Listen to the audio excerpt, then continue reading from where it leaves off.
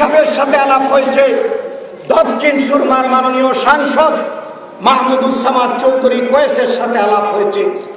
সকলেই বলেছেন তারা খুনিদের বিরুদ্ধে আছেন। লালবাজারবাসী যেমন বলেছেন, তেতলিবাসী তেমনি বলেছেন, শিলামবাসীও বলেছেন।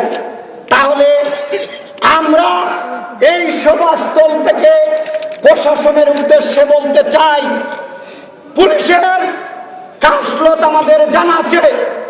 পুলিশ কি ধরনের আচরণ করে, কিভাবে টাকা খায় তাও জানা আছে। রিমান্ডের নামে অর্থ করি হাটিয়ে পকেটে নিচ্ছেন। আমরা প্রশাসনের উদ্দেশ্যে বলবার চাই, অনতিবিলম্বে যদি আজির মিয়ার খুনিদের গ্রেপ্তার না করা হয়, আমরা টেঙ্গা যুব সমাজ সহ এলাকাবাসীকে নিয়ে কসম করেছি, আমরা আবার প্রতিরোধ গড়ে তুলব।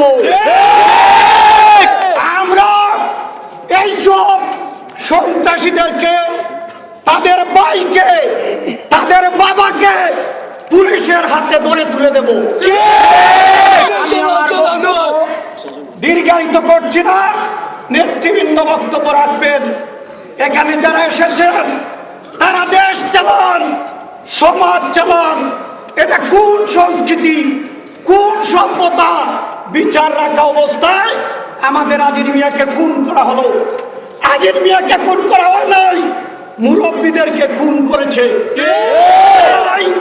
সালিশ ব্যবস্থা দেশে রক্ষার জন্য আমাদের যুদ্ধ চালিয়ে যাইতে হবে।